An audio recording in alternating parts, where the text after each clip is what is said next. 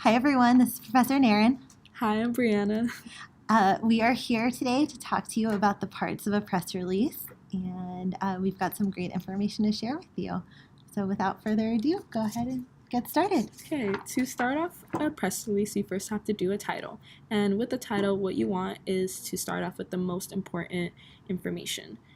And then I'll move on to... So this is an example of a title. It's usually pretty big and it's at the top of the page. And just like Brianna said, it is some of the most important information. Remember the period scale. What's it called? Period scale? Pyramid. Pyramid. Yes, the inverted pyramid. The inverted pyramid. Okay, so the next part of a press release is the dateline. And you want to have the dateline included because it's where you're going to know where and when. And if it's happening now or if it's happening or if it happened. And then example. And we're going in order. So the dateline goes next, right? So it says for immediate release, and it says the location where this information is being issued. Okay. So the next part of a press release is a lead. And we need leads because it will usually hold the most newsworthy information, right? Yeah. And it will start with the what and then end with the when. Remember the W's, the 5 W's. And then, should we show an example? Yeah, so the lead is like the first paragraph right here where it says lead. And usually it really does start with the what, right? Usually your what's the most important information. And usually the when is towards the end of that paragraph because just something happening on a certain date might be less important in that lead than what it is that's happening. So that is where it goes. It's right at the top. And then the next are the supporting details.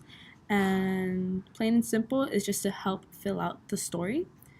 And then the next part, which is, example. These would be your supporting details.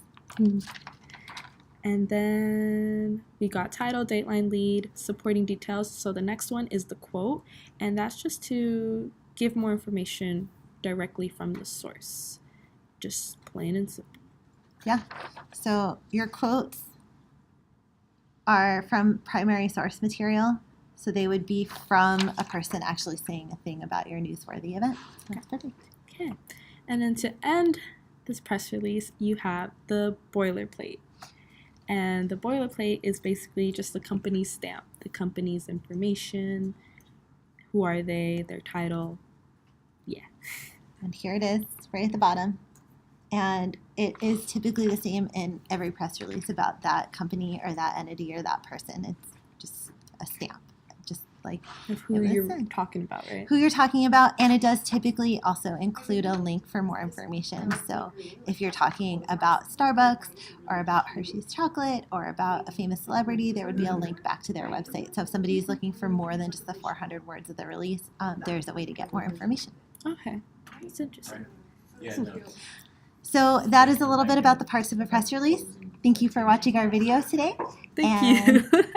We look forward to the quiz that accompanies this, which will be available at the link. Yeah, I was going to say the Kahoot. Yes, the Stay Kahoot. tuned. Yes.